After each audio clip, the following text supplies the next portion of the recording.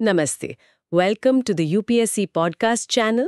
Today, in our series of India's Struggle of Independence by Bipin Chandra, we will discuss Chapter 30, The Development of a Nationalist Foreign Policy. तो आज हम बात कर रहे हैं कि कैसे आजादी की लड़ाई के साथ साथ हमारे नेशनलिस्ट लीडर्स दुनिया को लेकर भी एक सोच, एक नजरिया बना रहे थे। हाँ, मतलब ये सिर्फ अंग्रेजों को देश से निकालने की बात नहीं थी, बल्कि ग्लोबली भारत की जगह क्या होगी उसकी भी प्लानिंग चल रही थी। बिल्कुल। एक तरह से देखें तो इंडिपेंडेंट इंडिया की फॉरेन पॉलिसी की फाउंडेशन रखी जा रही थी, वो भी ब्रिटिश राज में ही। बड़ा इंटरेस्टिंग कॉन्सेप्ट है ये, है ना? बिल्कुल। और ये फाउंडेशन, जैसे आपने कहा, दो मजबूत पिलर्स पर खड़ी थी। हाँ। पहला, साम्राज्यवाद यानी इंपीरियलिज्म का जबरदस्त विरोध। और ये सिर्फ ब्रिटिश साम्राज्यवादी नहीं, बल्कि दुनिया में कहीं भी हो रहे एक्सपेंशनिज्म के खिलाफ आवाज उठाना। अच्छा। और दूसरा, सॉलिडेरिटी, यानी दुनिया भर में जो भी लोग कॉलोनियलिज्म या इंपीरियलिज्म के खिलाफ लड़ रहे थे, चाहे वो अफ्रीका में हो, एशिया में या कहीं और, उनके साथ जुड़ाव महसूस करना, उनके संघर्ष का समर्थन करना। ये सोच बड़ी इंटरकनेक्टेड थी, ग्लोबल थी। हाँ, ये बात समझने लायक है कि ये सिर्फ रिएक्शन नहीं था, एक प्रोएक्टिव सोच थी। अच्छा, तो ये सोच पनपी कैसे? सोर्सेज बताते हैं कि इसकी जड़ें खासकर 1878 के बाद मजबूत हुईं, जब ब्रिटिश साम्राज्यवाद का एक्सपेंशन, मतलब वो दौर था जब वो बहुत तेजी से फैल रहा था। हाँ, एक्टिव फेज था वो। तो अंग्रेज सरकार क्या कर रही थी? भारत का पैसा और भारतीय सिपाही, इनका इस्तेमाल करके भारत के बाहर एशिया और अफ्रीका में अपने एम्पायर को फैलाने और बचाने के लिए मिलिट्री एक्सपीडिशंस पे भेजे जा रही थी। मतलब रिसोर्सेज हमारे और इस्तेमाल उनके अपने फायदे के लिए। एग्जैक्टली। और यहीं से अर्ली नेशनलिस्ट का विरोध शुरू हुआ। उनके ऑब्जेक्शंस बड़े क्लियर थे। सबसे पहला और शायद सबसे बड़ा मुद्दा था फाइनेंशियल बर्डन, पैसों का बोझ। हाँ, इन बाहरी लड़ाइयों का सारा खर्चा भारत पर डाला जा रहा था, जिससे भारत का मिलिट्री एक्सपेंडिचर, मतलब सैन्य खर्च, आसमान छू रहा था। नेशनलिस्ट की सीधी मांग थी, भाई ये लड़ाइयां तुम्हारे इंपीरियल इंटरेस्ट के लिए हैं, तो खर्चा भी तुम उठाओ, ब्रिटेन उठाए, भारत क्यों इसका बोझ से है? सही बात है। इसी कॉन्टेक्स्ट में, जैसा सोर्स में मेंशन्ड है, अमृता बाजार पत्रिका ने 1880 में एक बड़ा सार्कास्टिक कमेंट किया था कि अंग्रेज की जेब पर हाथ डालो तो उसे गुस्सा आता है, पर दूसरों के खर्चे पर अपना काम निकालने में उसे सबसे ज्यादा मजा आता है। हाँ, क्या बात कही। ये तो कुछ वैसा ही हुआ ना, जैसे घर का कोई मेंबर अपनी महंगी हॉबी का खर्चा पूरे हाउस होल्ड बजट पर डाल दे। बिल्कुल वही बात। और सिर्फ पैसे की बात नहीं थी। दूसरा बड़ा पॉइंट था पॉलिटिकल मोरालिटी का। अच्छा। नेताओं ने सवाल उठाया कि ब्रिटेन को क्या हक है दूसरे देशों के इंटरनल अफेयर्स में इंटरफेयर करने का, उनकी आजादी छीनने का। ये नैतिक रूप से गलत है। हाँ, ये भी है। तीसरा, ये युद्ध साफ तौर पर भारत के हितों के खिलाफ थे। ये लड़ाइयां ब्रिटेन के टेरिटोरियल और कमर्शियल एक्सपेंशन के लिए थीं। इसमें भारत का कोई भला नहीं था, उल्टा नुकसान ही था, जान का भी और माल का भी।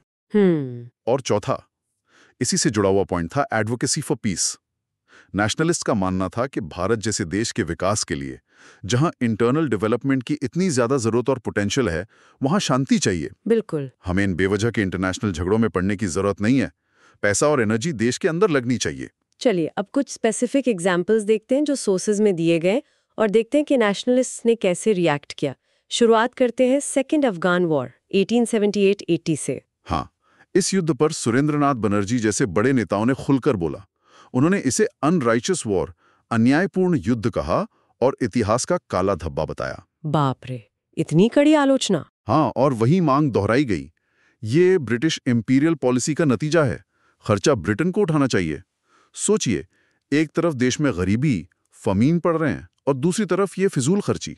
ये तो वही बात हो गई कि पड़ोस में अपनी धाक जमाने के लिए कोई अपनी सारी सेविंग्स उड़ा दे और फिर घर आकर कहे कि अब सब लोग खर्चा कम करो। बिल्कुल इलॉजिकल लगता है। बिल्कुल। फिर आया 1882 का इजिप्ट एक्सपीडिशन।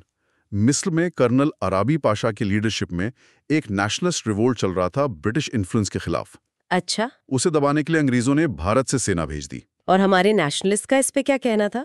सोर्सेस के मुताबिक उन्होंने इसे अग्रेसिव और इमोरल एक्शन बताया, बहुत कड़े शब्दों में निंदा की। हाँ, और उन्होंने साफ कहा कि ये लड़ाई मिस्र के लोगों की भलाई के लिए नहीं, बल्कि ब्रिटिश कैपिटलिस्ट, मर्चेंट्स और बॉन्ड होल्डर्स, यानी ब्रिटिश निवेशक, व्यापारी और लेनदार, इनके हितों की रक्षा के लिए लड़ी जा रही है। मतलब ये सिर्फ पॉलिटिकल नहीं, इकोनॉमिक एंगल भी समझ रहे थे। हाँ, बिल्कुल। उन्हें दिख रहा था कि कैसे फाइनेंशियल इंटरेस्ट पॉलिसी को ड्राइव कर रहे हैं। ये दिखाता है कि नेशनलिस्ट सिर्फ पॉलिटिकल डोमिनेशन को नहीं बल्कि इकोनॉमिक एक्सप्लॉयटेशन के एंगल को भी समझ रहे थे। ये तो बहुत गहरी समझ है। बिल्कुल, ये कुछ वैसा ही है जैसे आज भी कई बार मल्टीनेशनल कॉरपोरेशंस के दबाव में या उनके फायदे के लिए देशों की नीतियां बदल जाती हैं। ये पावर स्ट्रक्चर तब भी काम कर रहा था। अगला बड़ा मामला है 1885 का एनेक्सेशन ऑफ बर्मा, बर्मा पर कब्जा। इस पर तो जबरदस्त रिएक्शन हुआ। नेशनलिस्ट प्रेस ने एक आवाज में इसकी निंदा की। सोर्सेस में जो शब्द इस्तेमाल हुए हैं वो देखिए, immoral, unwarranted, unjust, arbitrary, uncalled for, aggression. बाप रे, भाषा की सख्ती देखिए, साफ पता चलता है कि कितना गुस्सा था। जाहिर है, और कारण फिर वही, बर्मा और पड़ोसी चीन में ब्रिटिश कमर्शियल इंटरेस्ट को सिक्योर करना, वहां के बाजारों पर कब्जा करना। लेकिन इसमें एक और इंटरेस्टिंग बात है, नेशनलिस्ट्स ने सिर्फ कब्जे का विरोध नहीं किया, बल्कि बाद के सालों में बर्मी लोगों ने जो गुरिल्ला फाइट लड़ी अंग्रेजों के खिलाफ, उसकी तारीफ भी की। हाँ, ये बहुत महत्वपूर्ण है। ये दिखाता है कि वो अप्रेस्ड लोगों के रेजिस्टेंस को भी वैल्यू कर रहे थे, उसे सही ठहरा रहे थे। एक तरह की एम्पैथी थी, सॉलिडारिटी थी। बिल्कुल, जैसे आपके मोहल्ले में कोई दबंग आदमी किसी छोटे दुकानदार की दुकान हड़पने की कोशिश करे, तो आप न सिर्फ उस दबंगाई का विरोध करें, बल्कि उस दुकानदार के संघर्ष को भी सपोर्ट करें। ये वही भावना थी, बस इंटरनेशनल लेवल पर। फिर 1903 में लॉर्ड कर्जन का तिब्बत अटैक, ये भी एक बड़ा कंट्रोवर्शियल कदम था। हाँ, और आरसी दत्त जैसे दिग्गज अर्थशास्त्री और राष्ट्रवादी नेता ने इसे क्या कहा? Needless, cruel and useless war, एक अनावश्यक, क्रूर और बेकार का युद्ध। फिर से वही बात। हाँ, मकसद फिर से वही गिनाया गया, कमर्शियल ग्रीड एंड टेरिटोरियल एग्रेंडाइजमेंट, यानी व्यापारिक लालच और जमीन हड़पने की भूख। पैटर्न बिल्कुल साफ था, भारतीय संसाधनों का इस्तेमाल ब्रिटिश साम्राज्य के विस्तार के लिए। और शायद सबसे लंबा और कंट्रोवर्शियल मामला रहा नॉर्थ वेस्टर्न फ्रंटियर पॉलिसी का, जो 1890 में चल रही थी। इसे ब्रिटिश फॉरवर्ड पॉलिसी कहते थे। हाँ, ये बड़ा पेचीदा मामला था। अंग्रेज सरकार का ऑफिशियल रीजन क्या था कि वो भारत को रूस के खतरे से बचाने के लिए सब कर रहे हैं। नॉर्थ वेस्ट फ्रंटियर पर अपना कंट्रोल बढ़ा रहे हैं ताकि रूस हमला न कर दे। लेकिन हमारे नेशनलिस्ट इस तरफ को मान नहीं रहे थे, है ना? उनका एनालिसिस क्या था? उनका एनालिसिस काफी गहरा था। पहली बात, उन्होंने कहा कि ये असल में ब्रिटेन और रशिया, इन दो बड़ी इंपीरियल पावर्स के अपने हितों का टकराव है, clash of interests of the two imperialisms, जो सेंट्रल एशिया में चल रहा है। भारत को इसमें बेवजह घसीटा जा रहा है। मतलब ये भारत की सुरक्षा का मामला कम और दो ग्लोबल पावर्स की स्ट्रेटेजिक राइवलरी का मामला ज्यादा था। एग्जैक्टली, बिल्कुल यही। दूसरी बात, नेशनलिस्ट्स ने कहा कि ये जो रशिया का खतरा, रशियन बोगी बताया जा रहा है, ये एक मॉन्स्ट्रस बगबेयर है, एक हवा है जिसे जानबूझकर खड़ा किया गया है ताकि ब्रिटिश एक्सपेंशन को जस्टिफाई किया जा सके। जैसे आजकल भी होता है ना, कोई बाहरी खतरा दिखाकर अंदरूनी खर्चों को सही ठहराया जाता है या ध्यान भटकाया जाता है। बिल्कुल, ये तो बड़ा रेलेवेंट पॉइंट है आज भी। और तीसरा पॉइंट क्या था फ्रंटियर पॉलिसी के विरोध में? हाँ, तीसरा, उन्होंने फ्रंटियर ट्राइब्स, जो सीमांत कबीले थे, उनके रेजिस्टेंस को लेजिटिमेट ठहराया। अंग्रेज उन्हें खूंखार, लुटेरा बता रहे थे, लेकिन नेशनलिस्ट ने कहा कि ये लोग तो बस अपनी आजादी, इंडिपेंडेंस और जीने के तरीके, मोड ऑफ लिविंग को बचाने के लिए लड़ रहे हैं। अच्छा। उन्होंने इन कबीलों को कुचलने के लिए ब्रिटिश सरकार के सैवेज मेजर्स यानी क्रूर तरीकों की कड़ी निंदा की। यहाँ तक कि जब ब्रिटिश पीएम लॉर्ड सैलिसबरी ने दावा किया कि ये लड़ाइयाँ वेव ऑफ सिविलाइजेशन है, सभ्यता फैलाने का काम है, तो नेशनलिस्ट ने इसका मजाक उड़ाया। सोर्स में तिलक के अखबार मराठा का 1897 का एक कोट है जो कमाल का। हाँ, वो कोट जबरदस्त है। Philanthropy is the last resort of the scoundrel and the politician, यानी परोपकार तो बदमाश और नेता का आखिरी सहारा होता है जब सारे तर्क फेल हो जाते हैं। क्या शानदार कटाक्ष है। बिल्कुल। और इस पूरी फॉरवर्ड पॉलिसी का नतीजा क्या हुआ? सोर्सेज बताते हैं बेहद महंगे मिलिट्री कैंपेन्स, 60,000 से ज्यादा सैनिक परमानेंटली फ्रंटियर पर तैनात, भारतीय खजाने की भारी लूट और टैक्सेस में जबरदस्त बढ़ोतरी। बाप रे, सारा बोझ आम भारतीय जनता पर। हाँ, तो फिर नेशनलिस्ट का ऑल्टरनेटिव क्या था? उनका सोल्यूशन क्या था? वो क्या चाहते थे? उनका सोल्यूशन सिंपल था, शांति की नीति, पॉलिसी ऑफ पीस।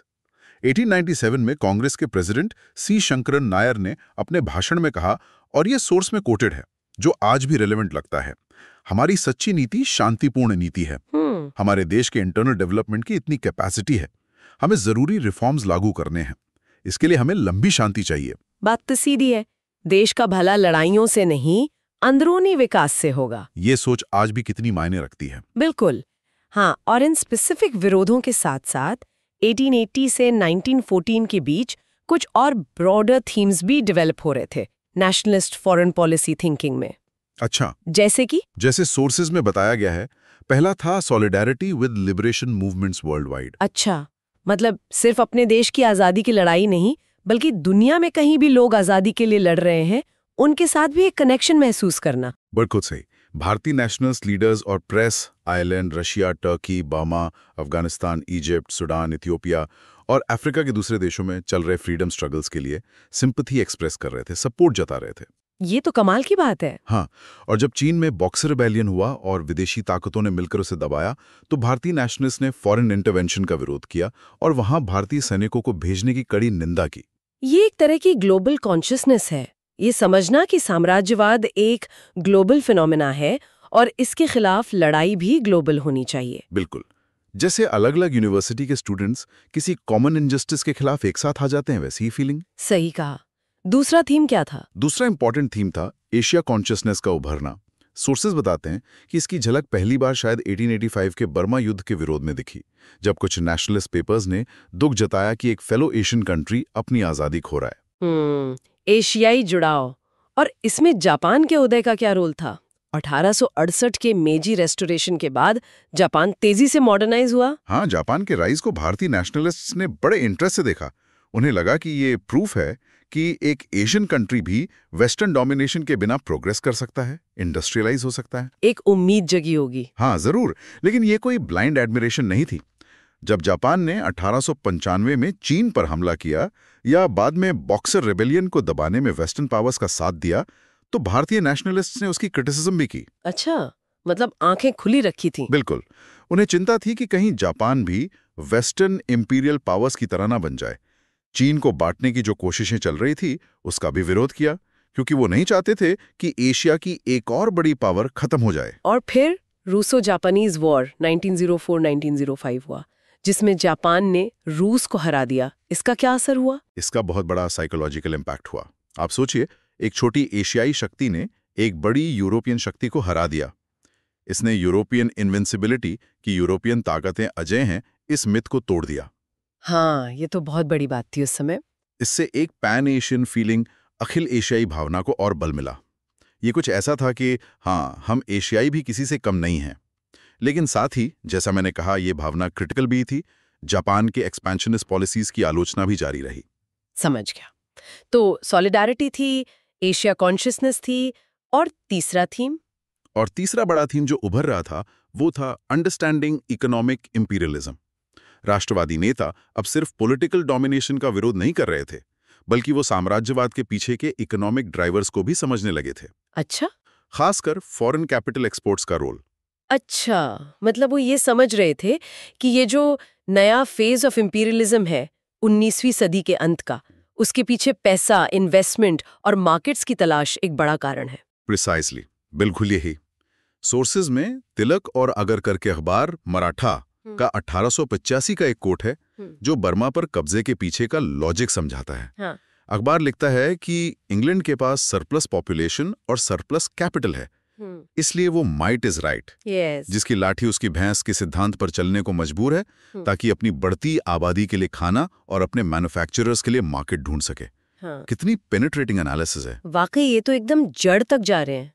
और द हिंदू का 1889 का कोट भी इसी तरफ इशारा करता है, जहां विदेशी पूंजी किसी देश में लगाई जाती है, उस देश का प्रशासन तुरंत बॉन्ड धारकों, बॉन्ड होल्डर्स की चिंता का विषय बन जाता है। हाँ, मतलब जहां पैसा लगेगा वहां पॉलिटिकल कंट्रोल भी चाहिए होगा। हाँ। ताकि वो पैसा सुरक्षित रहे और मुनाफा देता रहे। सही बात है। ये इकोनॉमिक डायमेंशन की समझ बहुत जरूरी थी। ये दिखाता है कि नेशनलिस्ट कितने सोफिस्टिकेटेड तरीके से इंपीरियलिज्म के मैकेनिज्म को समझ रहे थे। ये सिर्फ भावनाओं का विरोध नहीं था, बल्कि एक इंटेलेक्चुअल क्रिटिक भी था। ये समझना कि कैसे ग्लोबल फाइनेंस और पॉलिटिक्स जुड़े हुए हैं, ये समझ उस वक्त डेवलप हो रही थी। ये कुछ वैसा ही है जैसे आज हम समझते हैं कि कैसे वर्ल्ड बैंक या IMF के लोन्स शर्तों के साथ आते हैं और देशों की पॉलिसीज को इन्फ्लुएंस करते हैं। ये स्ट्रक्चरल अंडरस्टैंडिंग तब बननी शुरू हो गई थी। तो कुल मिलाकर ये साफ है कि भारत की नेशनलिस्ट फॉरेन पॉलिसी थिंकिंग कोई अचानक से नहीं उपजी, ये धीरे धीरे इवॉल्व हुई। हाँ, बिल्कुल। ब्रिटिश नीतियों के विरोध से शुरू होकर दुनिया भर के लिबरेशन मूवमेंट्स के साथ सॉलिडारिटी दिखाने तक और फिर इंपीरियलिज्म के इकोनॉमिक रूट्स को समझने तक, ये सिर्फ रिएक्शन नहीं था बल्कि एक प्रोएक्टिव विजन था, एंटी इंपीरियलिज्म, ग्लोबल सॉलिडारिटी और पीसफुल सेल्फ डेवलपमेंट पर आधारित। बिल्कुल। और ये दिखाता है कि हमारे नेशनलिस्ट लीडर्स सिर्फ देश की आज़ादी के बारे में ही नहीं सोच रहे थे, बल्कि वो एक स्वतंत्र भारत की दुनिया में भूमिका के बारे में भी सोच रहे थे। उनकी सोच सिर्फ नेशनल नहीं, इंटरनेशनल भी थी। उन्होंने साम्राज्यवाद के पॉलिटिकल, मॉरल और इकोनॉमिक तीनों डायमेंशंस को समझा और उसका विरोध किया। ये समझ ही आगे चलकर भारत की स्वतंत्र विदेश नीति का आधार बनी। तो ये थी साम्राज्यवाद के विरोध से उपजी और वैश्विक एकजुटता से प्रेरित भारत की शुरुआती विदेश नीति की सोच की एक झलक, जिसमें आर्थिक समझ भी गहराई से जुड़ी थी। चलिए आगे बढ़ते हैं। Okay, let's move our discussion forward. तो पिछली बार हमने देखा था कि भारत में नेशनलिज्म की जमीन कैसे तैयार हो रही थी। अब आते हैं कहानी के एक बहुत ही दिलचस्प मोड़ पर, फर्स्ट वर्ल्ड वॉर का टाइम, 1914 के आसपास। हाँ बिल्कुल, बड़ा ही क्रूशल दौर था वो। हमारे सोर्सेज बताते हैं कि जून 1914 में जब जंग छिड़ी तो लोकमान्य तिलक जैसे बड़े राष्ट्रवादी नेताओं ने एक फैसला लिया कि वो सरकार के वॉर एफर्ट में साथ देंगे। ये सुनने में थोड़ा अजीब सा लगता है ना? हाँ, मतलब जो लोग गुलामी के खिलाफ लड़ रहे थे वो अचानक सरकार का साथ क्यों दे रहे हैं, ये सवाल तो उठता है। एग्जैक्टली। और ये सिर्फ कहने की बात नहीं थी, बाकायदा ब्रिटिश साम्राज्य के प्रति वफादारी मतलब लॉयल्टी और उसे बचाने की इच्छा जाहिर की गई। लेकिन जैसा जवाहरलाल नेहरू ने अपनी ऑटोबायोग्राफी में इशारा किया है, ये वफादारी शायद उतनी दिल से नहीं थी। अच्छा, मतलब ऊपर ऊपर से, दिखावे के लिए। हाँ, कुछ वैसे अंदर ही अंदर ब्रिटिश हुकूमत के लिए कोई खास हमदर्दी वो नहीं थी, चाहे वो नरम दल हो मतलब मॉडरेट्स या गरम दल मतलब एक्सट्रीमिस्ट्स। हाँ। सॉस कहता है कि जब जर्मनी के जीतने की खबरें आती थी ना, तो उन्हें एक अंदरूनी खुशी सी महसूस होती थी। ओहो, तो ये वो वाली बात हो गई शॉर्ट एंड फ्राइडे, मतलब अपने दुश्मन को पिटता देखकर मजा आना। अंग्रेजों को हारते देखने की इच्छा थी, जर्मनी से कोई ऐसा खास प्यार नहीं था। बिल्कुल, ये थोड़ा वैसा ही है जैसे ऑफिस में जिस मैनेजर को कोई पसंद नहीं करता, जब उसकी किसी गलती पर बड़े बॉस से डांट पड़ती है तो भले ही डांटने वाले बॉस से भी लोग खुश ना हों, पर मैनेजर को पिटता देख मन ही मन मुस्कुराते हैं। हाँ, बिल्कुल वही बात। और इसके पीछे सिर्फ ये भावना नहीं थी, एक उम्मीद भी थी, एक स्ट्रेटेजिक कैलकुलेशन थी, कह सकते हैं। स्ट्रेटेजिक कैलकुलेशन कैसी? उम्मीद ये कि देखो ब्रिटेन हम कितने वफादार हैं, जरूरत पड़ने पर तुम्हारे साथ खड़े हैं, तो जब जंग खत्म होगी तो शायद इनाम के तौर पर भारत को कुछ इकोनॉमिक और पॉलिटिकल कंसेशंस मिलेंगी। अच्छा, रियायतें। हाँ। रियायतें, और उससे स्वशासन सेल्फ गवर्नमेंट की तरफ बढ़ने का रास्ता खुलेगा। नेताओं को लग रहा था कि ब्रिटेन जिन प्रिंसिपल्स ऑफ डेमोक्रेसी और राष्ट्रों की आज़ादी के नाम पर लड़ने का दावा कर रहा है, हाँ। वो सिद्धांत भारत पर भी तो लागू करेगा ना। तो ये एक तरह का सौदा था कि आज हम तुम्हारा साथ देते हैं, कल तुम हमें हमारा हक देना। लेकिन क्या वाकई ऐसा हुआ? क्या जंग के बाद ब्रिटेन ने ये उम्मीदें पूरी की? खैर वो शायद आगे की बात है। हाँ, वो कहानी थोड़ी अलग है। पर इस दौर के बाद राष्ट्रवादियों की विदेश नीति, उनका दुनिया को देखने का नजरिया वो कैसे बदला? ज्यादा मजबूत हुई कि सिर्फ ब्रिटेन से रियायतें मांगना काफी नहीं है। अब राष्ट्रवादियों ने अपनी सोच को और साफ किया। पॉलिटिकल और इकोनॉमिक इंपेरियलिज्म का पुरजोर विरोध, मतलब साम्राज्यवाद का विरोध। हाँ, और विश्व शांति, वर्ल्ड पीस के लिए सभी देशों का सहयोग। इसी सोच के तहत 1919 में दिल्ली में कांग्रेस का अधिवेशन हुआ। उसमें एक बड़ी मांग रखी गई। क्या मांग थी? मांग ये कि जो शांति सम्मेलन हो रहा है, पीस कॉन्फ्रेंस, उसमें भारत की बात रखने के लिए अंग्रेजों के चुने हुए लोग नहीं, बल्कि भारत के अपने चुने हुए प्रतिनिधि जाएं। अरे वाह, मतलब अब अपनी आवाज, अपने नुमाइंदे, ये तो बड़ा शिफ्ट है। सिर्फ डोमेस्टिक पॉलिटिक्स नहीं, इंटरनेशनल स्टेज पर भी अपनी जगह बनाने की कोशिश। और क्या ये सोच सिर्फ भारत तक ही सीमित थी या दूसरे देशों के लिए भी कुछ था? नहीं, ये बहुत महत्वपूर्ण बात है। भारतीय राष्ट्रवाद सिर्फ अपनी सीमाओं में बंधा नहीं रहा। सोर्सेज बताते हैं कि आयरलैंड के लोगों को, आयरिश स्ट्रगल को और मिस्र, इजिप्शियन एस्पिरेशंस को, यहाँ तक कि तुर्की की सरकार को भी एक्टिव सपोर्ट दिया गया। 1920 में कलकत्ता अधिवेशन में तो कांग्रेस ने बाकायदा लोगों से अपील की कि वो ब्रिटिश सेना में भर्ती होकर वेस्ट एशिया में लड़ने ना जाएं। सच में ये तो सीधी टक्कर हुई। हाँ, और मई 1921 में गांधी जी का बयान आया कि अगर अफगानिस्तान पर हमला होता है तो भारतीय उसका विरोध करेंगे। ये तो बहुत बड़ी बात है। ब्रिटिश साम्राज्य की फौज में शामिल होकर उन्हीं के हितों के खिलाफ जाने से इनकार करना। ये तो वैसा है जैसे किसी बड़ी एमएनसी का इंडियन एम्प्लॉई कंपनी की किसी गलत पॉलिसी का पब्लिकली विरोध कर दे। हिम्मत चाहिए इसके लिए। बिल्कुल। और सोर्सेज में लीग ऑफ नेशंस का मैंडेट सिस्टम का जिक्र है। ये क्या चीज थी, थोड़ा समझाएंगी? हाँ, देखिए, फर्स्ट वर्ल्ड वॉर के बाद लीग ऑफ नेशंस बनी। उसने क्या किया कि जंग में हारे हुए देशों के कुछ इलाके, जैसे ऑटोमन साम्राज्य के हिस्से या जर्मन कॉलोनीज, वो जीतने वाले देशों को, जैसे ब्रिटेन, फ्रांस को सौंप दिए। अच्छा। इनको मैंडेट कहा गया। कागज पर तो ये कहा गया कि ये बड़े देश इन इलाकों को सेल्फ गवर्नमेंट के लिए तैयार करेंगे, लेकिन कांग्रेस ने इसे बिल्कुल नहीं माना। क्यों नहीं माना? कांग्रेस ने कहा कि ये तो साम्राज्यवादियों की लालच, इंपीरियलिस्ट ग्रीड पर पर्दा डालने का एक तरीका है बस। असल में ये पुराने कॉलोनियलिज्म का ही नया नाम था। समझ गया। बेसिकली पुरानी शराब नई बोतल में पैकेजिंग बदल दी बस। बिल्कुल, जैसे कोई कंपनी पुराने प्रोडक्ट को नए रैपर में बेच दे। सही। और बर्मा का जिक्र भी है। उस समय बर्मा टेक्निकली ब्रिटिश भारत का हिस्सा था, राइट? हाँ, बिल्कुल। फिर भी कांग्रेस उसकी आजादी की बात कर रही थी। ये थोड़ा अजीब नहीं लगता, अपना ही हिस्सा अलग करने की बात? ये भारतीय राष्ट्रवाद की सोच की गहराई दिखाता है, उसकी मैच्योरिटी दिखाता है। 1921 में कांग्रेस ने बर्मा के लोगों को उनके स्वतंत्रता संग्राम के लिए बधाई दी और साफ कहा कि आजाद भारत चाहेगा कि बर्मा भारत से अलग होकर एक स्वतंत्र देश बने। कमाल है। हाँ, और गांधी जी ने भी 1922 में लिखा कि उन्हें इस बात पर कभी फख्र महसूस नहीं हुआ कि बर्मा को ब्रिटिश भारत का हिस्सा बनाया गया। वो मानते थे कि बर्मा की अपनी एक अलग सभ्यता है, सिविलाइजेशन है, अपनी पहचान है। और वहां बसे भारतीयों के लिए भी कुछ कहा? हाँ, ये भी बहुत जरूरी बात है। 1924 में कांग्रेस ने बर्मा में बसे भारतीय लोगों से कहा कि वो बर्मी लोगों की कीमत पर अपने लिए कोई खास अधिकार, सेपरेट राइट्स न मांगे। ये तो बहुत ही आगे की सोच थी। मतलब अपनी आजादी की लड़ाई लड़ते हुए अपने ही एक हिस्से की आजादी की वकालत करना और वहां बसे अपने लोगों को भी समझाना कि भाई स्थानीय लोगों के हक मत मारो। ये दिखाता है कि सोच सिर्फ अपना देश, अपनी सीमा वाली नहीं थी, एक बड़े प्रिंसिपल पर आधारित थी। बिल्कुल, कि हर देश को अपने आजादी का हक है। जैसे परिवार का कोई सदस्य कहे कि हाँ, हम सब साथ रहते हैं पर हमारे भाई का भी अपना अलग घर बसाने का हक है और हमें उसकी खुशी में खुश होना चाहिए, वैसी बात। सही कहा। और ये भावना, ये सॉलिडेरिटी चीन के मामले में और भी ज्यादा खुलकर सामने आई। 1925 का दौर था। सन यात-सेन के नेतृत्व में चीनी राष्ट्रवादी सेना, चाइनीज नेशनलिस्ट आर्मी, ने अपना नॉर्दर्न मार्च शुरू किया। नॉर्दर्न मार्च, ये क्या था? ये चीन को एकजुट करने का एक बड़ा सैन्य अभियान था। जैसे ही ये शुरू हुआ, विदेशी ताकतें, खासकर ब्रिटेन, चीन में दखलंदाजी करने को तैयार हो गई। अच्छा, मतलब चीन में अंदरूनी लड़ाई चल रही थी और बाहर वाले मौके का फायदा उठाकर अपना मतलब साधना चाहते थे। जैसे अक्सर पड़ोस की लड़ाई में बाहर के लोग कूद पड़ते हैं, है ना? कोई सुलह कराने के नाम पर, कोई अपना दबदबा बनाने के लिए। हाँ, बिल्कुल। और यहाँ कांग्रेस का रिएक्शन देखने लायक था। तुरंत चीनी लोगों के साथ गहरी सहानुभूति, एक स्ट्रॉन्ग बॉन्ड ऑफ सिंपैथी जताया गया।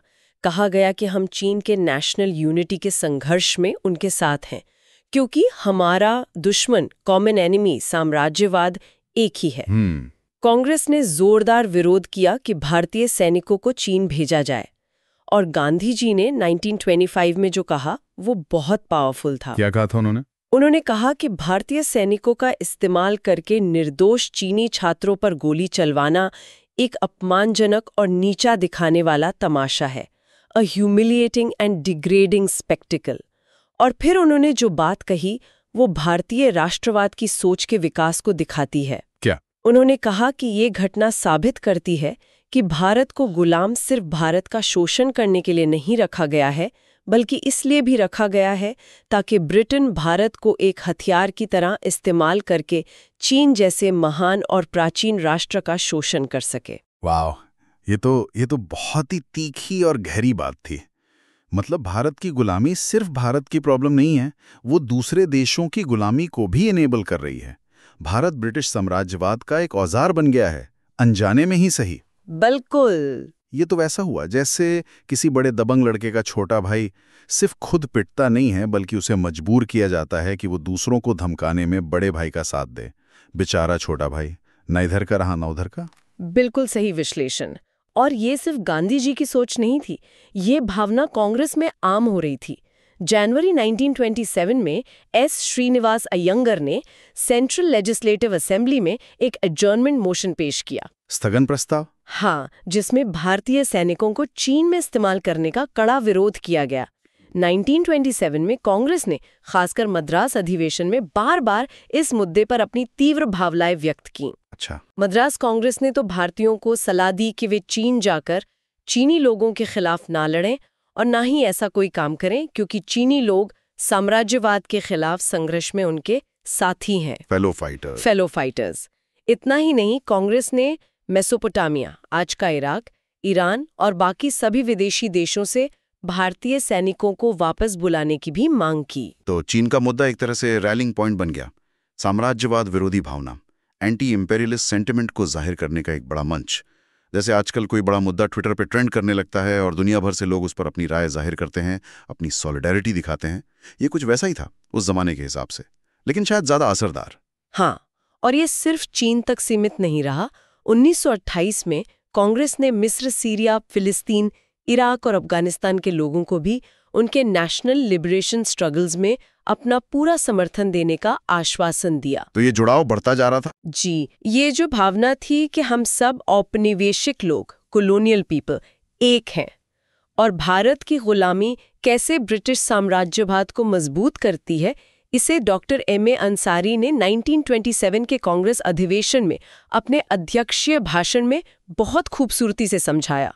उन्होंने कमाल का फ्रेज इस्तेमाल किया, फिलैंथ्रोपिक बर्गलरी। फिलैंथ्रोपिक बर्गलरी, परोपकारी डकैती। वाह, क्या जबरदस्त तंज है। मतलब हम तो तुम्हारी भलाई करने आए हैं, तुम्हें सिविलाइज करने आए, ये कहकर सब कुछ लूट ले जाना। आज भी कहीं ना कहीं ये चीजें दिख जाती है, नहीं, डेवलपमेंट के नाम पर, मदद के नाम पर। कैसे? बिल्कुल, कैसे बड़े देश या कंपनियां छोटे देशों की रिसोर्सेज का फायदा उठाते हैं। हाँ, और अंसारी ने आगे क्या कहा था? उन्होंने कहा कि इस परोपकारी डकैती का इतिहास कांगो से लेकर कैंटन, चीन तक खून और पीड़ा से लिखा गया है। और फिर उन्होंने वो बात कही जो भारतीय राष्ट्रवाद के आत्मविश्वास और उसकी वैश्विक समझ को दर्शाती है। उन्होंने कहा, एक बार भारत आजाद हो जाए तो साम्राज्यवाद का पूरा ढांचा ढह जाएगा, क्योंकि भारत साम्राज्यवाद के मेहराब का मुख्य पत्थर है, keystone of the arch of imperialism. Bharat keystone है, ये तो बहुत बड़ी बात है। मतलब भारत की आज़ादी सिर्फ भारत के लिए नहीं, बल्कि पूरी दुनिया से साम्राज्यवाद को खत्म करने के लिए जरूरी है। ये मानना कि हम इतने महत्वपूर्ण हैं, ये दिखाता है कि भारतीय नेता सिर्फ अपने गली मोहल्ले की लड़ाई नहीं लड़ रहे थे, वो पूरी दुनिया के पावर स्ट्रक्चर को समझ रहे थे और उसमें भारत की केंद्रीय भूमिका देख रहे थे। निश्चित रूप से। और इसी वैश्विक समझ, ग्लोबल अंडरस्टैंडिंग को और ठोस जमीन दी जवाहरलाल नेहरू की 1926-27 की यूरोप यात्रा ने। ये यात्रा उनके राजनीतिक विकास, खासकर फॉरेन अफेयर्स को लेकर उनकी सोच पर एक स्थायी प्रभाव डालने वाली थी। अच्छा, कैसे? वहां वो यूरोप के वामपंथी, लेफ्ट विंग राजनीतिक कार्यकर्ताओं और विचारकों के संपर्क में आए। लेकिन जैसा सोर्सेस में भी जिक्र है, नेहरू कोई पहले नेता तो नहीं थे जिन्होंने विदेश में संपर्क बनाए। दादा भाई नौरोजी, लाला लाजपत राय, गांधी जी, इन सब के तो पहले से ही अंतर्राष्ट्रीय संबंध थे। सही कहा आपने, ये कोई नई बात नहीं थी। दादा भाई नौरोजी समाजवादी H.M. हाइंडमैन के करीबी दोस्त थे। वो 1904 में हेग में इंटरनेशनल सोशलिस्ट कांग्रेस में शामिल हुए थे और साम्राज्यवाद को बारबारिज्म कहा था। हाँ, ये पढ़ा है। लाला लाजपत राय ने अमेरिका में 1914-18 के दौरान अमेरिकन सोशलिस्ट से रिश्ते बनाए और फर्स्ट वर्ल्ड वॉर के इंपीरियलिस्टिक कैरेक्टर का विरोध किया। गांधी जी के अंतर्राष्ट्रीय संबंध टॉल्स्टॉय और रोमियो रूला जैसे लोगों से वो तो जग जाहिर थे। तो नेहरू की यात्रा में ऐसा क्या खास था फिर? नेहरू की यात्रा की खासियत थी उसका फोकस और उसका नतीजा। फरवरी 1927 में ब्रुसेल्स में एक बड़ी कॉन्फ्रेंस हुई, international Congress against colonial operation and imperialism. औपनिवेशिक दमन और साम्राज्यवाद के खिलाफ अंतर्राष्ट्रीय कांग्रेस, काफी बड़ा नाम है। हाँ, नेहरू इसमें कांग्रेस के आधिकारिक प्रतिनिधि बनकर गए। इस कॉन्फ्रेंस का मकसद क्या था? इसका मकसद बहुत बड़ा था। ये कोशिश थी अफ्रीका, एशिया और लैटिन अमेरिका के उन लोगों को एक साथ लाने की जो साम्राज्यवाद के खिलाफ लड़ रहे थे। अच्छा। और साथ ही पश्चिमी पूंजीवादी देशों के उन मजदूर वर्गों को जोड़ने की जो कैपिटलिज्म के खिलाफ संघर्ष कर रहे थे। एक तरह से दुनिया भर के शोषितों ऑप्रेस्ड लोगों को एक मंच पर लाने की कोशिश। ये तो वाकई बहुत एम्बिशियस गोल था, ग्लोबलाइजेशन का एंटी इंपीरियलिस्ट वर्जन बनाने जैसा। तो नेहरू का क्या रोल रहा इसमें? नेहरू को इस कॉन्फ्रेंस के मानद अध्यक्षों, ऑनरेरी प्रेसिडेंट्स में चुना गया। अल्बर्ट आइंस्टाइन, रोमिया रोलॉ, मैडम सन यात सेन जैसी हस्तियों के साथ। ये अपने आप में बड़ी बात थी। हाँ, बिल्कुल। कॉन्फ्रेंस में नेहरू ने जो भाषण दिए, जो बयान जारी किए, उनमें 2 बातों पर जोर था। पहला, कोलोनियलिज्म और कैपिटलिज्म के बीच गहरा रिश्ता है, क्लोज कनेक्शन है। दूसरा, भारतीय राष्ट्रवाद सिर्फ भारत तक सीमित नहीं है, वो इंटरनेशनलिस्ट है और दुनिया भर के एंटी कॉलोनियल स्ट्रगल्स के प्रति उसकी गहरी कमिटमेंट है। और यहीं पर एक नई चीज सामने आई जिसका जिक्र सोर्सेज में है, यूएस इंपीरियलिज्म। ये थोड़ा चौंकाने वाला है क्योंकि उस समय तक तो भारतीय राष्ट्रवादियों का मुख्य दुश्मन ब्रिटिश साम्राज्यवादी था। अमेरिका की तरफ ध्यान कैसे गया? ये वाकई एक महत्वपूर्ण मोड़ था, a major point of departure कह सकते हैं। ब्रुसेल्स में नेहरू की मुलाकात लैटिन अमेरिकी प्रतिनिधियों से हुई। उनकी बातों से नेहरू को अमेरिकी साम्राज्यवाद, यूएस इंपीरियलिज्म के बढ़ते खतरे का एहसास हुआ। नोट भेजे जिसमें उन्होंने लिखा, और ये 1927 की बात है, ध्यान दीजिएगा। हाँ, बताइए। उन्होंने लिखा, हम में से ज्यादातर लोग, खासकर एशिया वाले, दक्षिण अमेरिका की समस्याओं से अनजान थे। हमें नहीं पता था कि कैसे संयुक्त राज्य अमेरिका का बढ़ता साम्राज्यवाद धीरे धीरे मध्य और दक्षिण अमेरिका पर अपनी पकड़ मजबूत कर रहा है। लेकिन हम ज्यादा समय तक अनजान नहीं रहेंगे क्योंकि निकट भविष्य की बड़ी समस्या ब्रिटिश साम्राज्यवाद से भी ज्यादा अमेरिकी साम्राज्यवाद होगी। अरे बाप रे, 1927 में ये भविष्यवाणी जी हाँ, कि आने वाले समय में असली खतरा ब्रिटेन नहीं अमेरिका होगा। बिल्कुल, ये तो कमाल की दूरदर्शिता थी। फोरसाइट।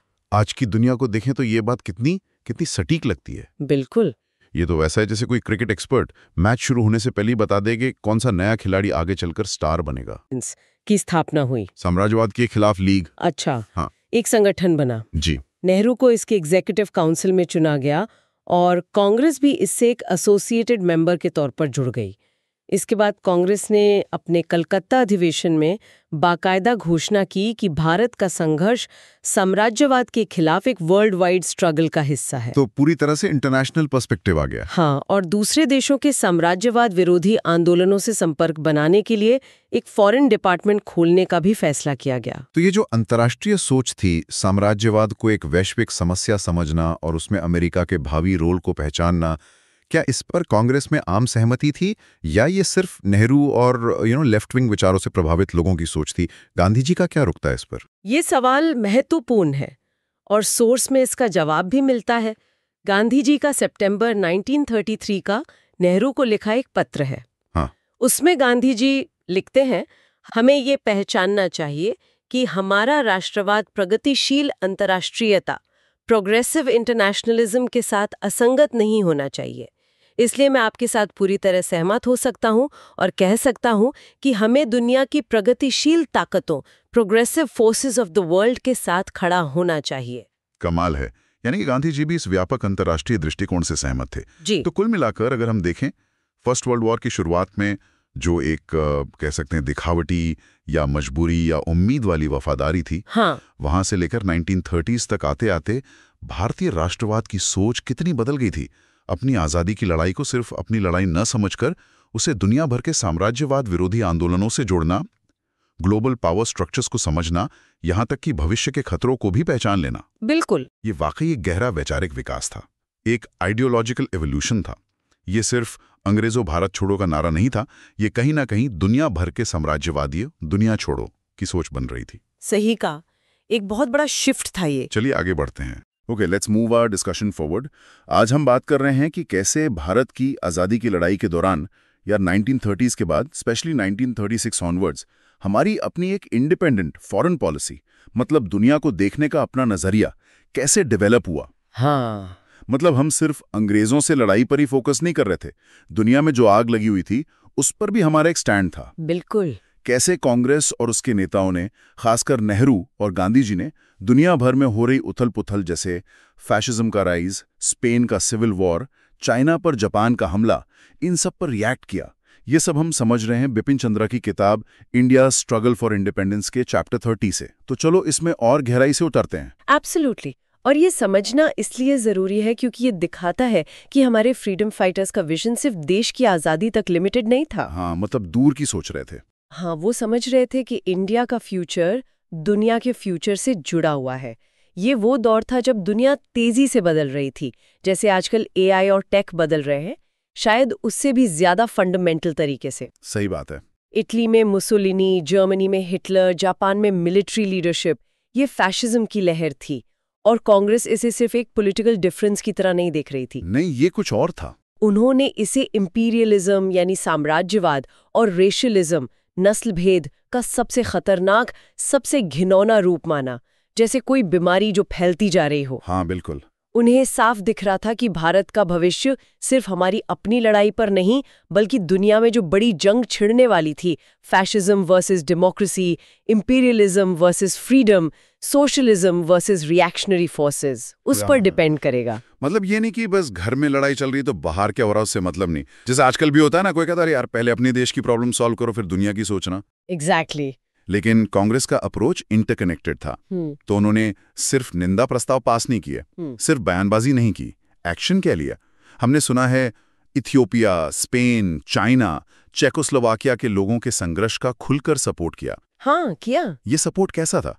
बस मॉरल सपोर्ट, जैसे हम सोशल मीडिया पर #IStandWithTrend करा देते हैं, या कुछ और भी? देखो, मॉरल सपोर्ट तो बेस था, लेकिन उससे कहीं आगे की बात थी। कॉन्डमनेशन था, रेजोल्यूशंस थे, लेकिन एक्शन भी था। अच्छा। और इसमें जवाहरलाल नेहरू का रोल बहुत सेंट्रल था।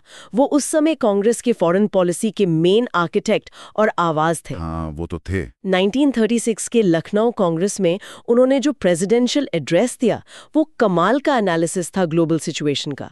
उन्होंने साफ कहा कि हमारी आज़ादी की लड़ाई कोई अलग थलग घटना नहीं है, ये दुनिया भर में चल रही फ्रीडम स्ट्रगल्स का हिस्सा है। इंटरनल कॉन्ट्रडिक्शंस, अपनी अंदरूनी दिक्कतों में फंसता है तो वो वेस्टर्न कंट्रीज में फैशिज्म का रूप ले लेता है। अच्छा। और कॉलोनियल देशों में इंपीरियलिज्म के रूप में दिखता है। So fascism and imperialism are twin brothers. एक ही सिक्के के दो पहलू हैं। किसके? डिकेइंग कैपिटलिज्म के, चरमराते पूंजीवाद के। जैसे कोई पुरानी बिल्डिंग गिरने से पहले अजीब अजीब हरकतें करती है। वाओ, ये तो बड़ा रेडिकल पर्सपेक्टिव था उस टाइम के हिसाब से। मतलब उन्होंने दुनिया को दो खेमों में बांट दिया। एक तरफ इंपीरियलिस्ट और फैशिस्ट ताकतें, मतलब Britain, France, Italy, Germany, Japan जैसे देश। हाँ। और दूसरी तरफ सोशलिस्ट और नेशनलिस्ट ताकतें, मतलब सोवियत यूनियन और भारत जैसे देश जो आजादी के लिए लड़ रहे थे। बिल्कुल। और कांग्रेस ने बिना हिचकिचाहट कहा कि हम प्रोग्रेसिव फोर्सेस के साथ हैं जो फैशिज्म और इंपीरियलिज्म के खिलाफ हैं।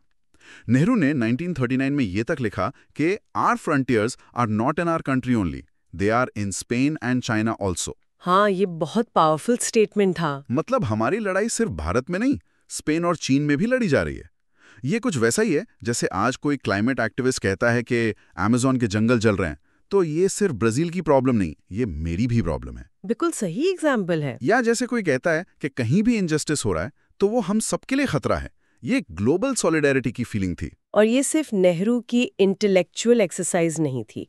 गांधी जी, जिन्हें हम अक्सर सिर्फ नॉन वायलेंस और सत्याग्रह से एसोसिएट करते हैं, हाँ, आमतौर पर वही छवि है। उनके भी एंटी फैशिस्ट व्यूज बहुत स्ट्रांग थे। उन्होंने हिटलर की बहुत कड़ी निंदा की, स्पेशली यहूदियों के जेनोसाइड के लिए। ओह। गांधी जी ने हिटलर पर इल्जाम लगाया कि वो एक नया धर्म बना रहा है, एक एक्सक्लूसिव, आक्रामक नेशनलिज्म का धर्म, जिसके नाम पर कोई भी इनह्यूमैनिटी, कोई भी जुल्म मानवता की सेवा बन जाता है। सोचो कितनी गहरी क्रिटिक है ये। सच में। जैसे आजकल भी हम देखते हैं ना, कैसे नेशनलिज्म के नाम पर नफरत फैलाई जाती है और उसे देशभक्ति का चोला पहना दिया जाता है। बिल्कुल, ये तो आज भी रेलेवेंट है। सच में चौंकाने वाली बात है। Gandhi ji, the apostle of non violence, उन्होंने ये तक कहा, और ये उनकी अपनी वर्ड्स हैं, कि अगर इंसानियत के नाम पर और उसके लिए कोई युद्ध जायज हो सकता है, हाँ। तो जर्मनी के खिलाफ युद्ध एक पूरी नस्ल को, यहूदियों को सताए जाने से रोकने के लिए पूरी तरह से जायज होगा। This is huge. Indeed, it is huge. ये दिखाता है कि फाशिज्म को वो कितना बड़ा खतरा मानते थे, कितना फंडामेंटल थ्रेट टू ह्यूमैनिटी। ये कोई नॉर्मल पॉलिटिकल डिसएग्रीमेंट नहीं था, ये अच्छाई और बुराई की लड़ाई थी उनकी नजर में। एग्जैक्टली। ये मोरालिटी का सवाल बन गया था। चलो अब जरा देखते हैं कि ये सॉलिडैरिटी, ये समर्थन जमीन पर कैसे उतरा। कुछ कॉन्क्रीट एग्जाम्पल्स लेते हैं। 1936 में जब फैशिस्ट इटली ने इथियोपिया, तब एबिसिनिया पर हमला किया, तब कांग्रेस ने क्या किया? क्या सिर्फ एक स्टेटमेंट जारी किया जैसे आजकल होता है? नहीं, स्टेटमेंट से बहुत आगे बढ़े। कांग्रेस ने डिक्लेयर किया कि इथियोपिया के लोगों का संघर्ष सिर्फ उनका अपना नहीं है, बल्कि ये दुनिया भर के सभी एक्सप्लॉयटेड, सभी शोषित लोगों की आजादी के संघर्ष का हिस्सा है। अच्छा, इसे लिंक किया। हाँ, इसे यूनिवर्सल स्ट्रगल फॉर फ्रीडम से जोड़ा गया। और फिर 9 मई 1936 को पूरे भारत में इथियोपिया दिवस मनाया गया। इथियोपिया दिवस? हाँ, 9 मई को पूरे देश में। सोचो, उस जमाने में ना इंटरनेट था, ना टीवी, फिर भी पूरे देश में डेमोन्स्ट्रेशंस हुए, मीटिंग्स हुई। कमाल है। ये मोबिलाइजेशन कैसे हुआ होगा? ये दिखाता है कि बात लोगों तक पहुंचाई गई थी, ग्रासरूट्स तक। और एक बड़ा इंटरेस्टिंग किस्सा है। बताइए। जब नेहरू यूरोप से लौट रहे थे तो इटली के डिक्टेटर मुसोलिनी ने उनसे मिलने की कई बार रिक्वेस्ट भेजी। ओ, मुसोलिनी ने? हाँ, लेकिन नेहरू ने साफ इनकार कर दिया। क्यों?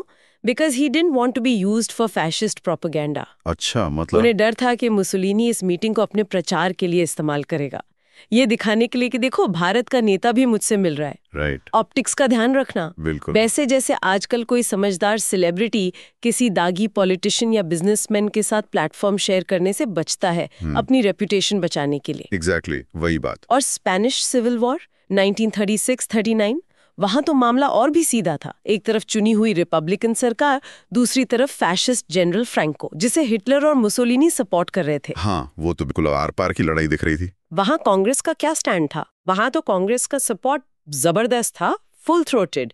नेहरू ने दिसंबर 1936 में फैसबुर्ग कांग्रेस में अपने प्रेसिडेंशियल स्पीच में जोर देकर कहा कि स्पेन में जो लड़ाई चल रही है वो सिर्फ स्पेन की लड़ाई नहीं है। ये सिर्फ रिपब्लिकन्स वर्सेस फ्रांको या डेमोक्रेसी वर्सेस फैशिज्म की लड़ाई नहीं है।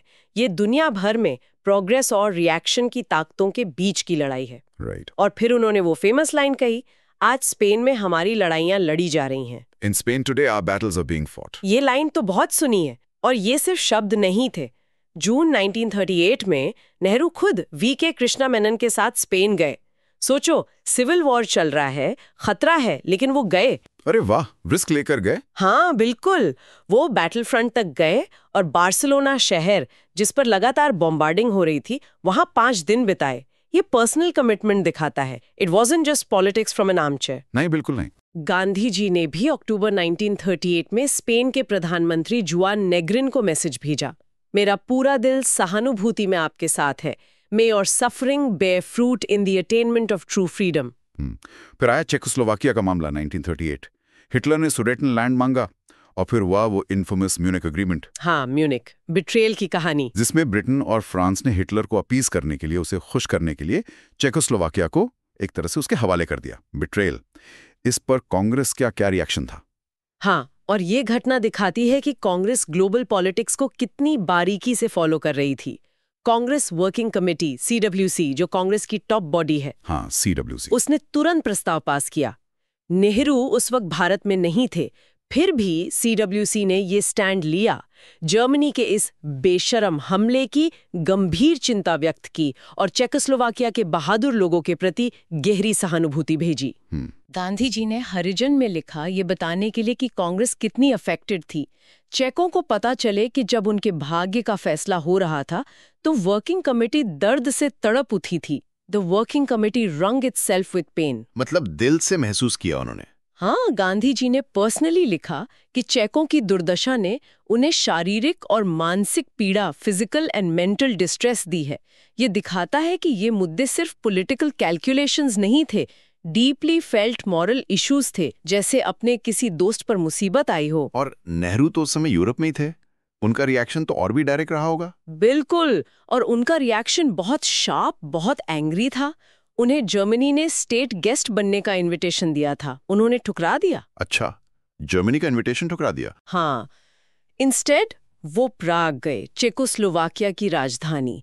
सॉलिडेरिटी दिखाने वो ब्रिटिश गवर्नमेंट के रवैये से बहुत ज्यादा नाराज थे। उन्हें लग रहा था कि ब्रिटेन और फ्रांस मिलकर हिटलर को एनकरेज कर रहे हैं। उन्हें ये साजिश लगी। हाँ, उन्होंने मैनचेस्टर गार्डियन अखबार को एक लेटर लिखा जिसमें कहा कि चेकोस्लोवाकिया के इवेंट्स और ब्रिटिश पॉलिसी को देखकर उन्हें मितली महसूस हो रही है। सोचो कितनी स्ट्रॉन्ग फीलिंग होगी। नौजिया, मतलब घिन आ रही थी। एग्जैक्टली वो म्यूनिख अग्रीमेंट से डिस्कस्टेड थे। 5 अक्टूबर 1938 के नेशनल हेरल्ड अखबार में उन्होंने इसे क्या लिखा? The rape of Czechoslovakia by Germany with England and France holding her forcibly down. बाप रे, इतने कड़े शब्द। इससे ज्यादा कड़े शब्दों में शायद ही निंदा की जा सकती है, जैसे किसी क्राइम में अकम्प्लिस होना। नेहरू का एनालिसिस क्या था इस बिट्रेयल का? ब्रिटेन और फ्रांस ने ऐसा क्यों किया? क्या वो डर गए थे हिटलर से या कुछ और था? नेहरू का मानना था कि ये डर नहीं, सोची समझी चाल थी। उनका एनालिसिस था कि ब्रिटेन और फ्रांस असल में सोवियत यूनियन को आइसोलेट करना चाहते थे, उसे अकेला करना चाहते थे। ओह, ये एंगल था। हाँ, और यूरोप में फैशिज्म को सोवियत यूनियन के खिलाफ एक काउंटर बैलेंस, एक वजन की तरह बनाए रखना चाहते थे। मतलब फैशिज्म बुरा है पर कम्युनिज्म से कम बुरा है, ऐसी सोच। अच्छा, ये थी उनकी पॉलिटिक्स। ये दिखाता है कि कांग्रेस सिर्फ सतही तौर पर नहीं बल्कि इंटरनेशनल पावर पॉलिटिक्स की गहराइयों को समझ रही थी। इसीलिए 1939 की शुरुआत में त्रिपुरी कांग्रेस में एक रेजोल्यूशन पास हुआ जिसमें ब्रिटिश फॉरेन पॉलिसी से पूरी तरह डिसएग्रीमेंट जताया गया, क्योंकि उसने लगातार फाशीवादी शक्तियों की मदद की, consistently aided the fascist powers, और लोकतांत्रिक देशों के विनाश में सहायता की, helped in the destruction of democratic countries. और इसी कॉन्टेक्स्ट में चीन का मामला भी था। 1937 में जापान, जो खुद एक फैसिस्ट एक्सपेंशनिस्ट पावर बन रहा था, उसने चीन पर हमला कर दिया था। एशिया में फासीवाद का सीधा खतरा। एग्जैक्टली। और यहाँ भी कांग्रेस का रिस्पॉन्स इमीडिएट और क्लियर था। कांग्रेस ने रेजोल्यूशन पास कर जापान की निंदा की और इंडियन लोगों से अपील की कि चीनी लोगों के साथ सॉलिडेरिटी दिखाने के लिए जापानीज गुड्स का बॉयकॉट करें।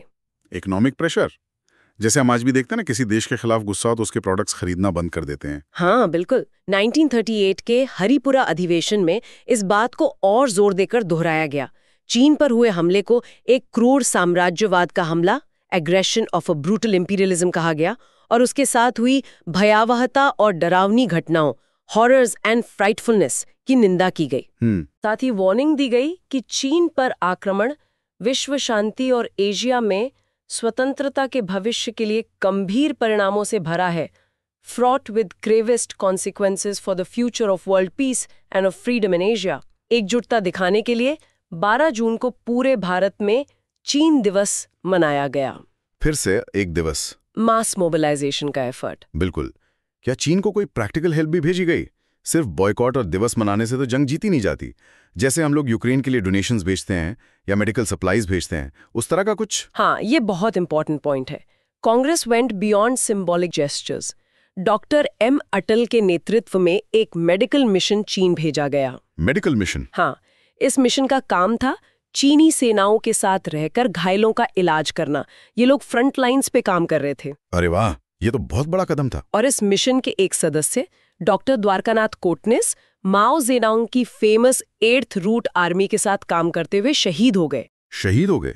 चीन में। हाँ। He became a symbol of Indo Chinese friendship and solidarity. ये दिखाता है कि भारतीय राष्ट्रवाद सिर्फ अपने देश की सीमाओं तक ही नहीं सोच रहा था, वो इंटरनेशनलिज्म की भावना से भरा था। सही बात है। अच्छा, अब एक और बहुत ट्रिकी, बहुत कॉम्प्लेक्स मुद्दे पे आते हैं, फिलिस्तीन, पैलेस्टाइन। ये मामला तब भी बहुत पेचीदा था और आज तो और भी ज्यादा है। उफ, हाँ, ये तो बहुत ही पेचीदा। इस पर कांग्रेस का क्या रुख था? ये तो सीधा मामला नहीं था। बिल्कुल नहीं, एक्सट्रीमली कॉम्प्लेक्स। देखो सिचुएशन क्या थी। एक तरफ अरब लोग थे जो पैलेस्टाइन में ब्रिटिश इंपीरियलिज्म के खिलाफ अपनी आजादी के लिए लड़ रहे थे। Right. They saw Palestine as their homeland. Right. दूसरी तरफ यहूदी थे जो नाजी जर्मनी में भयानक पर्सिक्यूशन झेल रहे थे, मारे जा रहे थे और पूरे यूरोप में डिस्क्रिमिनेशन और ऑपरेशन का शिकार थे सदियों से। हाँ, उनकी हालत बहुत खराब थी। वो ज़ायनिस्ट लीडरशिप के अंडर ब्रिटिश सपोर्ट से पैलेस्टाइन में अपना एक नेशनल होमलैंड बनाने की कोशिश कर रहे थे, जिसे वो अपना एंसेस्ट्रल लैंड मानते थे। तो यहाँ दो अप्रेस्ड ग्रुप्स के एस्पिरेशंस टकरा रहे थे और बीच में था ब्रिटिश इंपीरियलिज्म जो अपने हित साध रहा था। जैसे दो भाइयों की लड़ाई में कोई तीसरा फायदा उठा ले। एग्जैक्टली वही कहानी। तो भारतीयों का रुख क्या था? सिंपैथी तो दोनों तरफ होनी चाहिए थी लॉजिकली। अरब जो इंपीरियलिज्म से लड़ रहे थे और यहूदी जो नाजी परसिक्यूशन के शिकार थे। डिलेमा था ये तो। बिल्कुल, और यही इस मुद्दे की मॉरल कॉम्प्लेक्सिटी थी। Indians had deep sympathy for the persecuted Jews, specially the victims of the Nazi genocide. कौन नहीं करता, जाहिर है। लेकिन साथ ही उन्होंने जूस के उन पॉलिटिकल एफर्ट्स के क्रिटिसिज्म की जो पैलेस्टाइन के अरब्स को उनके लेजिटिमेट राइट से वंचित करने वाले थे। अच्छा। नेशनलिस्ट का मानना था कि अरब्स का कॉज जस्ट है और उन्होंने जूस से अपील की कि वे ब्रिटिश इंपीरियलिज्म का टूल बनने के बजाय सीधे अरब्स के साथ एग्रीमेंट करें, उनके साथ मिलकर रहें। कांग्रेस ने इस पे क्या कॉन्क्रीट स्टेप्स लिए, डे ऑब्जर्वेंस के अलावा? हाँ, 27 सितंबर 1936 को फिलिस्तीन दिवस मनाया गया।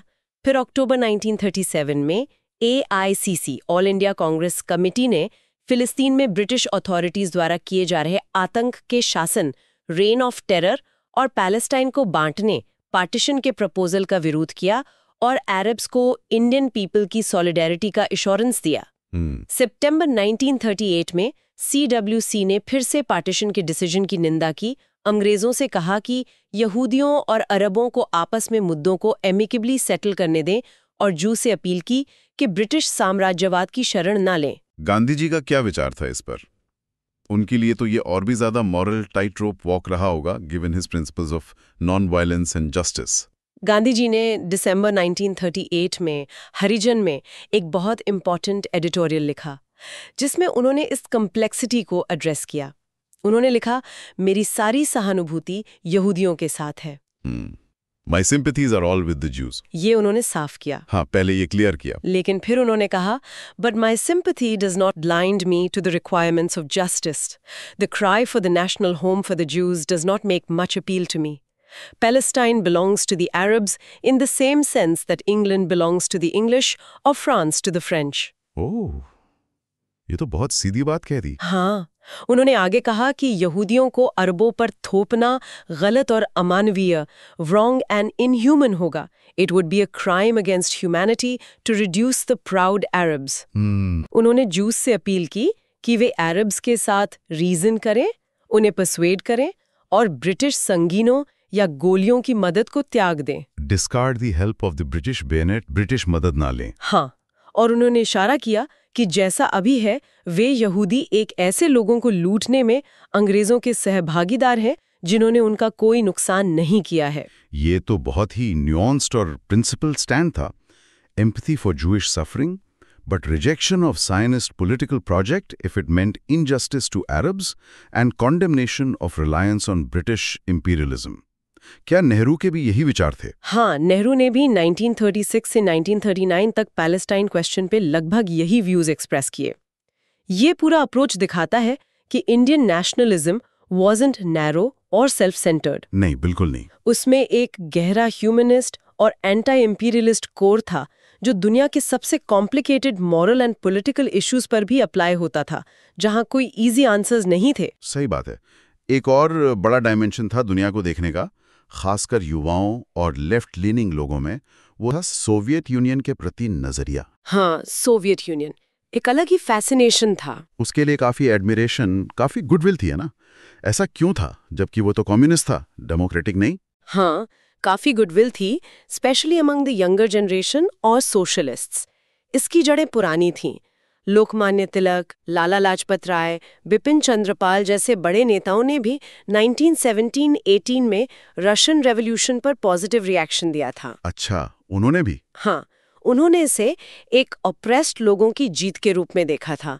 फिर 1920s में जैसे जैसे भारत में सोशलिस्ट और कम्युनिस्ट ग्रुप्स उभरे और युवा इंटेलेक्चुअल्स सामने आए, वो सोवियत यूनियन से बहुत अट्रैक्ट हुए। क्यों? क्योंकि वहाँ इगैलिटेरियनिज्म यानी बराबरी की बात थी, सोशलिस्ट आइडियलिज्म था, वो एंटी इंपीरियलिज्म का नारा बुलंद कर रहे थे और उनके 5 ईयर प्लान्स, हाँ, 5 ईयर प्लान्स तो बहुत फेमस थे, जिनसे उन्होंने तेजी से इंडस्ट्रियलाइजेशन किया, उससे दुनिया भर में लोग, स्पेशली डेवलपिंग कंट्रीज के लोग बहुत इम्प्रेस्ड थे। हाँ, बिल्कुल, एक सक्सेस स्टोरी की तरह। एग्जैक्टली। नेहरू का क्या रुख था? सुना है उन्होंने 1927 में सोवियत यूनियन का दौरा भी किया था अपने पिता मोतीलाल नेहरू के साथ। उसका क्या असर हुआ? हाँ, उन्होंने 1927 में दौरा किया और लौटने पर बहुत पॉजिटिवली लिखा। उनके आर्टिकल्स द हिंदू में छपे और फिर Soviet Russia some random sketches and impressions नाम से किताब भी आई। उनकी प्रतिक्रिया बहुत आइडियलिस्टिक थी। अच्छा। उन्होंने अपनी किताब की टाइटल पेज पर वर्ड्सवर्थ की लाइन कोट की थी, bliss was it in that dawn to be alive but to be young was very heaven. अरे वाह, मतलब इतने प्रभावित थे। हाँ, मतलब उस सुबह जिंदा होना ही आनंद था, पर युवा होना तो स्वर्ग जैसा था। 1928 के बाद नेहरू ने बार बार सोवियत यूनियन की प्रेस की, साम्राज्यवाद के सबसे बड़े विरोधी के रूप में, और जैसे जैसे वो मार्क्सिज्म के इन्फ्लुएंस में आए, ये एडमिरेशन और गहरा हुआ। 1936 में लखनऊ कांग्रेस में उन्होंने कहा कि हालांकि सोवियत यूनियन में हो रही कई बातों से उन्हें दुख है, repelled by much that happened there, और वे असहमत है, फिर भी। हाँ, ये इंपॉर्टेंट है कि वो सब कुछ अप्रूव नहीं करते थे। हाँ बिल्कुल, फिर भी वे इस महान और आकर्षक नई व्यवस्था, न्यू ऑर्डर और नई सभ्यता, न्यू सिविलाइजेशन के विकास को हमारे निराशाजनक युग, डिसमल एज की सबसे आशाजनक विशेषता मानते हैं। बल्कि अगर भविष्य उम्मीदों से भरा है तो ये काफी हद तक सोवियत रूस की वजह से है। लेकिन 1930s में स्टालिन के पोर्जर्स, मास ट्रायल्स, पॉलिटिकल रिप्रेशन भी तो हो रहा था। लाखों लोग मारे गए या गायब कर दिए गए।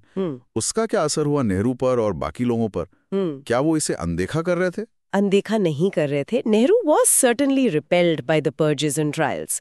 उन्हें ये चीजें पसंद नहीं आई, उन्होंने इसका जिक्र भी किया। अच्छा, जिक्र किया था। हाँ, लेकिन फिर भी उनका ओवरऑल फेथ सोवियत सिस्टम में बना रहा। क्यों? Because in his view, it remained the only real effective bulwark against fascism in Europe and Asia. अच्छा, मतलब फासीवाद के खिलाफ सबसे बड़ी दीवार। हाँ, ये कुछ वैसा ही है जैसे sometimes we overlook the flaws of an ally because we need them against a bigger enemy.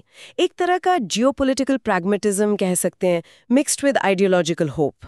हाँ, समझ गया। जैसे मान लो आपके मोहल्ले में एक गुंडा है जो सबको परेशान करता है, और एक दूसरा दबंग है जो थोड़ा अजीब है पर उस गुंडे से लड़ता है, तो शायद आप दूसरे वाले की कुछ बातों को नजरअंदाज कर दो। बिल्कुल, कुछ वैसा ही। और गांधी जी जैसे नेता जो हिंसा के बिल्कुल खिलाफ थे, क्या वो भी इतने प्रभावित थे सोवियत यूनियन से? सीआर दास और गांधी जी जैसे नेता भी सोवियत यूनियन के प्रति फ्रेंडली थे, लेकिन वो जिसे कम्युनिस्ट का रिलायंस ऑन वायलेंस मानते थे, उससे असहमत थे, डिस्टेंस रखते थे। हाँ, गांधी जी का तो ये होना ही था। खासकर गांधी जी। लेकिन इंटरेस्टिंग बात यह है कि धीरे धीरे उनका अप्रेजल भी इवॉल्व हुआ। 1928 में गुजरात विद्यापीठ के स्टूडेंट्स के साथ एक डिस्कशन में गांधी जी ने एक तरफ प्राइवेट प्रॉपर्टी को अबॉलिश करने के बोल्शेविक आइडियल की प्रशंसा की, नोबल आइडियल। अच्छा, प्रशंसा की? हाँ, आइडियल की। लेकिन दूसरी तरफ इसे वायलेंस के थ्रू अचीव करने के लिए बोल्शेविक्स की निंदा की, रॉन्ग मीन्स। इंटरेस्टिंग, मतलब वो एंड्स जस्टिफाई द मीन्स वाली बात को नहीं मानते थे। हाँ, उन्होंने कोई प्रिडिक्शन भी की थी इस बारे में। हाँ, उन्होंने प्रिडिक्ट किया कि अगर ये रिजीम वायलेंस पर बेस्ड रहा तो टिकेगा नहीं, गिर जाएगा। It is my firm conviction that nothing enduring can be built on violence. लेकिन साथ ही उन्होंने एक बहुत प्रोफाउंड बात कही, but there is no questioning the fact that the Bolshevik ideal has behind it the purest sacrifice of countless men and women who have given up their all for its sake, and an ideal that is sanctified by the sacrifices of such master spirits as Lenin cannot go in vain. Wow. The noble example of their renunciation will be emblazoned forever and quicken and purify the ideal as time passes. ये दिखाता है कि वो method को reject करते हुए भी उस आइडियल के पीछे की सिंसियरिटी और सैक्रिफाइस को रिकॉग्नाइज कर रही थी। हाँ, मतलब लेनिन जैसे लोगों के त्याग को व्यर्थ नहीं जाने देंगे, वो आइडियल को प्यूरिफाई करेगा।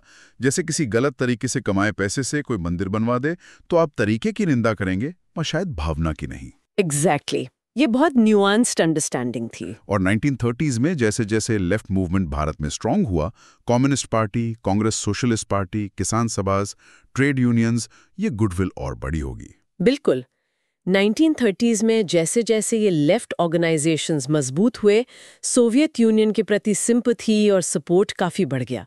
वो अपने प्रोपेगेंडा और एजिटेशंस में अक्सर सोवियत यूनियन का एग्जाम्पल देते थे, ये दिखाने के लिए कि वर्कर्स और पेजेंट्स की पावर क्या अचीव कर सकती है। हाँ, एक इंस्पिरेशन बन गया था। हाँ, एक मॉडल, चाहे आइडियलाइज्ड ही सही।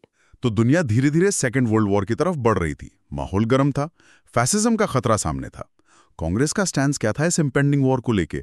क्या हम ब्रिटेन का साथ देंगे अगर लड़ाई हुई? कांग्रेस ने इस पर अपना स्टैंड काफी पहले 1927 के मद्रास सेशन में ही क्लियर कर दिया था। अच्छा, 1927 में ही? हाँ, उन्होंने डिक्लेयर किया था कि India can not be a party to an imperialist war, और किसी भी हालत में इंडिया को उसकी जनता की कंसेंट के बिना वॉर में नहीं झोंका जाना चाहिए। Right, no taxation without representation जैसा, नो वॉर विदाउट कंसेंट। हाँ, कुछ वैसा ही। ये डिक्लेरेशन बाद के सालों में नेशनलिस्ट फॉरेन पॉलिसी का कॉर्नरस्टोन बन गया और इसे बार बार रिपीट किया गया, जैसे कोई कंपनी अपना मिशन स्टेटमेंट बना लेती है। लेकिन फैसिज्म के राइज ने सिचुएशन बदल दी थी, जैसा हमने डिस्कस किया। कांग्रेस तो फैसिज्म के कड़े खिलाफ थी, तो क्या ये एंटी वॉर स्टैंड बदला? क्या वो फैसिज्म के खिलाफ लड़ने को तैयार थे? सिचुएशन कॉम्प्लेक्स हो गई थी। Yes, Congress was strongly anti fascist, लेकिन साथ ही उन्हें ये डर भी था कि ब्रिटेन जब वॉर में जाएगा वो पीस एंड डेमोक्रेसी को डिफेंड करने के लिए नहीं, बल्कि अपने इंपीरियलिस्ट इंटरेस्ट को प्रोटेक्ट करने के लिए जाएगा। And India could not support an imperialist war. हाँ, ये तो उनका कंसिस्टेंट स्टैंड था। उनका मानना था कि imperialism itself was a major cause of war. Fascism से इफेक्टिवली लड़ने के लिए इंपीरियलिज्म को खत्म होना होगा, और लास्टिंग पीस तभी आ सकती है जब domination and exploitation of one nation by another ends. मतलब असली जड़ तो इंपीरियलिज्म है, फैशिज्म तो उसका एक सिम्टम है। तो कंडीशन क्या थी? भारत कब वॉर एफर्ट सपोर्ट करता? What was the price for India's cooperation? हाँ, एक क्लियर कंडीशन रखी गई। शर्त ये थी कि ब्रिटेन जिस वॉर में पार्टिसिपेट कर रहा है उसका कैरेक्टर इस बात से डिसाइड होगा कि ब्रिटेन का एटीट्यूड इंडिया की फ्रीडम के प्रति क्या है। अच्छा, मतलब हमारी आजादी पर डिपेंड करेगा। बिल्कुल, सिंपल लॉजिक था। A slave India can not fight for the freedom of others. India could and would actively support an anti-fascist war provided its own independence was recognized immediately. Immediately? तुरंत आजादी? हाँ, तुरंत। दूसरी तरफ कांग्रेस ने 1936 से 1939 के दौरान बार बार ये डिक्लेयर किया कि वो ब्रिटिश इंपीरियलिज्म की सर्विस के लिए वॉर में Indian men, money and resources के इस्तेमाल के हर अटेम्प्ट का विरोध करेगी। No freedom, no cooperation. जैसे कोई कहे पहले मेरा हक दो फिर मैं तुम्हारी मदद करूंगा। एग्जैक्टली। नेहरू ने इस पोजीशन को कैसे समराइज किया? कोई कोट है जो इसे क्रिस्टल क्लियर करता हो? हाँ, अप्रैल 1939 में नेहरू ने इसे बहुत ब्लंटली लिखा। For us in India our path is clear. It is one of complete opposition to the fascists. It is also one of opposition to imperialism. We are not going to line up under Chamberlainism. We are not going to throw in our resources in defense of empire, but we would gladly offer those very resources for the defense of democracy, the democracy of a free India lined up with other free countries. मतलब साफ था, give us freedom and we will fight fascism alongside you. Otherwise we oppose both fascism and imperialism. Precisely. और ये stand war शुरू होने तक यानी सितंबर 1939 तक फॉर्म रहा। Absolutely. अगस्त 1939 के सेकेंड वीक में, यानी वॉर शुरू होने से जस्ट पहले, कांग्रेस वर्किंग कमेटी ने इसी पोजीशन को रीइटरेट किया। ठीक है। यहाँ एक न्यूआंस ध्यान देने वाला है कि गांधी जी का due to his commitment to non violence इस अप्रोच से एक फंडामेंटल डिफरेंस था। वो किसी भी वॉर के खिलाफ थे, डिफेंसिव हो या ऑफेंसिव। हाँ, उनका तो सिद्धांत ही अहिंसा था। हाँ, लेकिन वो कांग्रेस के कलेक्टिव डिसीजन के साथ चलने को तैयार हो गए। आने वाले 3 सालों में कांग्रेस की इस कंडीशनल सपोर्ट वाली पोजीशन की बहुत टफ टेस्ट होनी थी जब वॉर शुरू हो गया और ब्रिटेन ने इंडिया को बिना पूछे उसमें शामिल कर दिया। हाँ, वो तो एक अलग ही कहानी है। But that's a story for another time. Okay, so we hope you liked our today's discussion on Chapter 30, The Development of a Nationalist Foreign Policy of India's Struggle of Independence by Bipin Chandra. For more such discussions on UPSC topics, subscribe to the UPSC podcast channel. Dhanyavad, Jai Hind.